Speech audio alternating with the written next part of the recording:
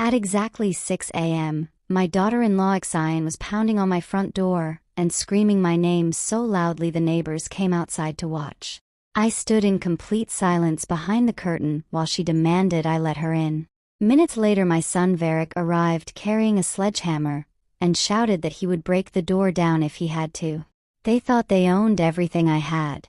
What they did not know was that the truth was already standing behind that door with me. And when it finally opened, the life they'd spent a year quietly planning came apart in front of the whole street. My name is Guinevere Calder, and at 71 years old, I believed I'd spent my life building something meaningful for my family.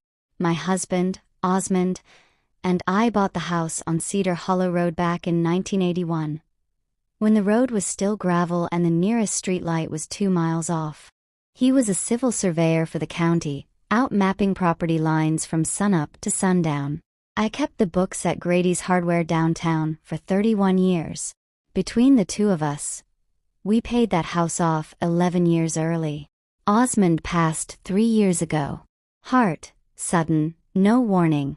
The morning of his funeral, I found the brass Surveyor'S compass he'd carried in his coat pocket for 40 years sitting on his nightstand, like he meant to grab it and forgot. I kept it in the drawer by my bed ever since. He used to say, "This thing always points true, even when everything else moves." I didn't understand what he meant by that until much later. After he died, I leaned on my son and his wife more than I probably should have. They were what I had left. Varric managed a plumbing supply warehouse over in Surveyor'S, good with numbers, good with people, and for a long while he was good to me too.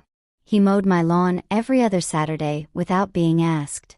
He fixed the porch step that had been loose since 2019. He sat with me on the anniversary of his father's death so I wouldn't be alone. But somewhere along the way, every visit started circling back to the same 3 things: my will, my savings, and who would end up with the house. Exine had been coming to my kitchen every Sunday for 9 years, always with the same green Tupperware of banana pudding, always asking the same question before she'd even taken her coat off. "Any changes to the will lately, Mom?" I told myself it was practical. Grief makes people think about the future.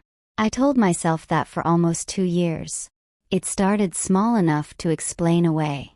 Exine began asking, gently, whether I'd ever considered adding Varric's name to the deed, just in case something happened to me. Then it was my savings account at First Ridge Community Bank. Did I have a joint signer? Wouldn't it be simpler if Varric could just handle things? Varric framed it differently. He'd sit across from me at the kitchen table with his laptop open and say he only wanted to help me get organized. But every organizing session ended the same way, with him sliding a form across the table that needed my signature on something I hadn't fully read. Whenever I hesitated, they both did the same thing. They went quiet and hurt, and one of them would say some version of, "We're the only family you have left, Mom." I heard that sentence so many times I started flinching before they even finished it. You know that feeling when you've been patient so long that patience itself starts to feel like a mistake? That was where I lived for most of that year. Then came the bank manager, a woman named Sulis Grant who'd known me since I opened my first account there in 1979. She asked me to come in privately one afternoon in June. Careful with her words. She told me someone had been calling the branch asking detailed questions about how my accounts were structured. No transactions had been touched, but someone was mapping my finances the way Osmond used to map property lines. A week later, I was hanging laundry on the line out back when I heard Exine on the porch, phone to her ear, talking about knocking out the wall between my kitchen and dining room. "Once it's actually ours." She said it so plainly. Like the house was already a foregone conclusion. Like I was already gone. I stood there with a wet sheet in my hands and didn't move for a long time. That was the moment I stopped explaining things away. I still smiled at Sunday dinner. I still let Exine bring her banana pudding. But something in me had gone very still. The same way Osmond used to go quiet right before he found a survey marker nobody else could locate. 3 days later, I called a woman I'd never met, a private investigator named Ira Voss, and asked her to find out exactly what my son and his wife believed my future looked like. I got my answer faster than I wanted it. Or maybe I should say, I got the silence first, and that was almost worse. For 2 weeks after I hired her, everything with Varric and Ixion got better. Genuinely better, not performed. Varric started coming by, without an agenda. He fixed the gutter that had been sagging since winter, and instead of pulling out forms afterward, he just sat on the porch with me and drank sweet tea and talked about his father. Ixion brought her banana pudding on a Sunday and didn't mention the will once. She asked instead about the quilt I'd been working on, the log cabin pattern Osmond's mother had taught me. For 6 weeks, it felt like the family I remembered before grief and money got tangled up in everything. I let my guard down. I told myself Sulis Grant had been overly cautious, that the bank calls were probably some clerical mix-up, that I'd overheard Ixion talking about someone else's kitchen entirely. I even felt a flicker of guilt for hiring Ira Voss in the first place, like I'd betrayed my own family by doubting them. I was raised to keep the family together. Nobody taught me what to do when the family was the thing coming apart. In July, Varric brought his old fishing rod by, and we sat at the pond behind the house the way we used to when he was a boy. He didn't ask me for a single thing that whole afternoon. Watching him cast his line into the water, I remember thinking maybe I'd been wrong to worry. That was the loyalty loop closing its jaws around me, though I didn't know to call it that yet. Then, on the second Tuesday in August, Ira Voss called and asked to meet in person instead of over the phone. I knew before she said a word. You don't ask for a face-to-face meeting to deliver good news. She met me at a diner off Highway 411, away from Maple Ridge, away from anyone who might recognize either of us. She set a manila folder on the table between us and didn't open it right away. "Mrs. Calder," she said, "I want you to know this took me longer than usual because I kept hoping I was wrong." She wasn't wrong. Inside the folder were printed emails between Varric and a real estate attorney in Sevierville, dated 8 months back, well before that summer of gutters and sweet tea and fishing rods. In the earliest one, Varric asked what would happen to the house once Mom moves into assisted living, whenever that ends up being. The attorney's reply used the phrase, "when the transfer becomes actionable." There were text messages too, pulled from a shared family group chat Ixion had forgotten wasn't fully private, where she told her sister she'd already picked out paint colors for the kitchen once it's ours, and joked that I wouldn't need the extra bedroom much longer anyway. And there was a voicemail transcript. Ixion, talking to a contractor, describing renovations to a house she did not own, in a voice that sounded exactly like the one on my back porch 3 months earlier. My hands were steady. I want to say I trembled reading it, but I didn't. I just felt something in my chest go very quiet, the same stillness Osmond used to describe when a survey line didn't match what a landowner insisted was true. I opened my purse and took out the brass compass. I don't know why. I just needed something solid to hold while I read the rest. The last page stayed with me longest. It was dated 3 days after Varric sat with me at his father's grave on the anniversary of his death. The same visit where he'd cried and told me he didn't know how he'd survive without both of us.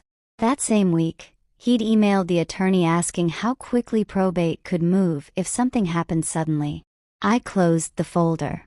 I thanked Ira Voss. I drove home with the windows down and the radio off. I don't remember most of the drive. I just remember the compass in the cup holder, catching the afternoon light every time I hit a straightaway. By the time I pulled into the driveway on Cedar Hollow Road, I already knew what I was going to do. Quietly. Carefully. The way Osmond taught me to do everything that mattered. I called a man named Torrin Ashford the following Wednesday. He'd handled the Calder family estate since before Osmond died. A calm, unhurried attorney with an office above the old feed store on Main Street, the kind of man who read every document twice before he'd let you sign anything. He cleared his whole afternoon without asking why. I laid it all out for him in order. The bank inquiries. The overheard phone call.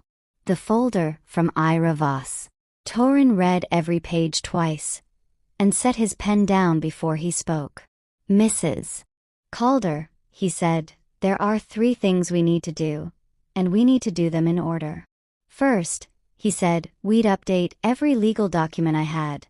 The will, the power of attorney, the deed itself, so nothing could be challenged later on a technicality. Second, we'd move the bulk of my estate into an irrevocable charitable trust, one that would fund scholarships through the county school system, the kind of thing Osmond always said he wanted to do, once we had enough put away. Third, and he was firm about this, we needed a witness with standing, someone whose signature couldn't be argued with in a courtroom." That was when he mentioned Aldo Reyes, a retired judge who'd sat on the bench in Sevier County for 22 years before retiring to a cabin outside Maple Ridge. Torin had known him for decades. Aldo agreed to witness the paperwork that same week. "I changed the locks on the house myself, on a Saturday morning, while Varick and Ixion thought I was at church. I kept the old brass key from the front door in the drawer with Osmond's compass. Some things you don't throw away. You just stop using them." Torin also had a security company install cameras at the front and back entrances. "Not because I think anyone will hurt you," he said, "but because if this goes the way I think it will, you'll want a record." By the time everything was signed and witnessed, 3 weeks had passed. Varick and Ixion had no idea any of it was happening. They still came by for Sunday dinner. Ixion still brought her banana pudding. I sat at my own kitchen table that last Sunday, watching her set the green Tupperware down in the same spot she always did, and felt something I hadn't felt in over a year. I felt ready. The following Tuesday, Varick called asking to stop by to talk about some paperwork Ixion found online about elder care planning. I told him I was tired and asked to reschedule. He didn't call back. I found out later that was the day Ixion tried her key in the front door and discovered it no longer turned. At exactly 6 o'clock the next morning, she was pounding on my front door hard enough to rattle the storm windows, calling my name loud enough that the Hendersons 2 lots down came out onto their porch in their robes to watch. I stood behind the curtain in the front room, the compass in my cardigan pocket, and said nothing. "Guinevere, open this door right now. Why doesn't my key work?" Her voice cracked somewhere between fury and fear. I didn't answer. I'd promised Torin I wouldn't, not until he arrived.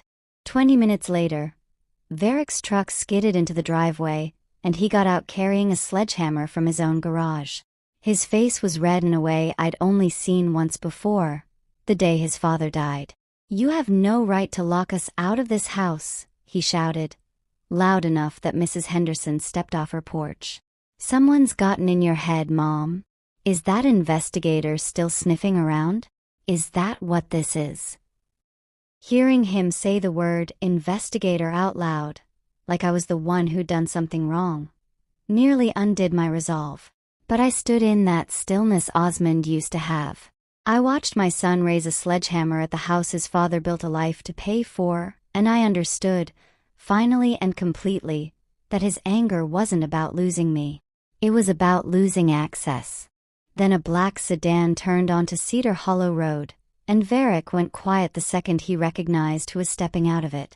Torin Ashford stepped out first, followed by Aldo Reyes in a gray sport coat, and behind them a uniformed officer from the Sevier County Sheriff's Department that Torin had asked to be present as a precaution. Ixion's whole posture changed the moment she saw them.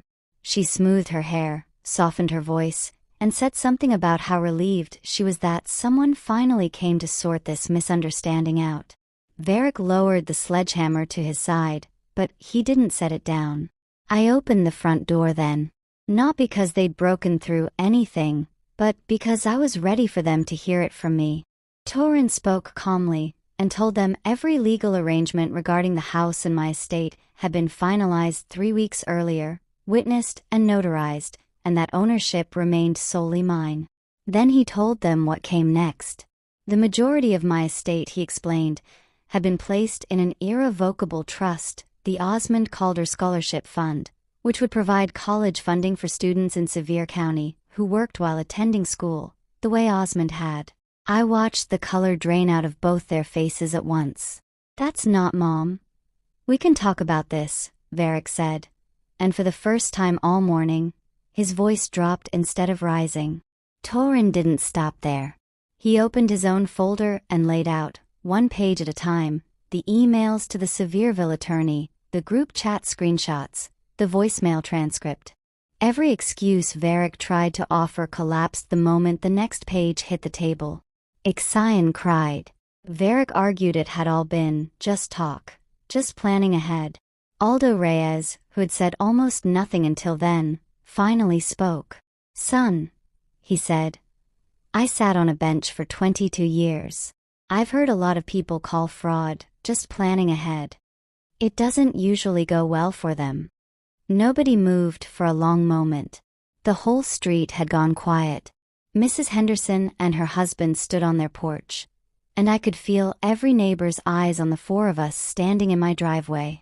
I took the brass compass out of my cardigan pocket and held it in my palm. Osmond's voice came back to me clear as anything. "This thing always points true, even when everything else moves." I looked at my son. My voice didn't rise. It never does. "Inheritance can be replaced," I told him. "Character can't." Neither of them could hold my eyes. Varric set the sledgehammer down on the gravel. And without another word, he and Ixion walked back to their cars and drove away, leaving behind the future they'd spent the better part of a year quietly planning. Months passed, and Cedar Hollow Road went back to being just a road again. The scholarship fund opened its first application cycle that fall. 12 students applied in the first 2 weeks, most of them working part-time jobs the way Osmond had put himself through surveying school decades earlier. I sat on the small review committee myself, alongside Torin and a schoolteacher named Priya Menon, and reading those applications gave me a kind of peace I hadn't expected. Varric reached out in October. He didn't call. He wrote a letter, the old-fashioned way, and left it in my mailbox instead of trying his old key. It wasn't an excuse.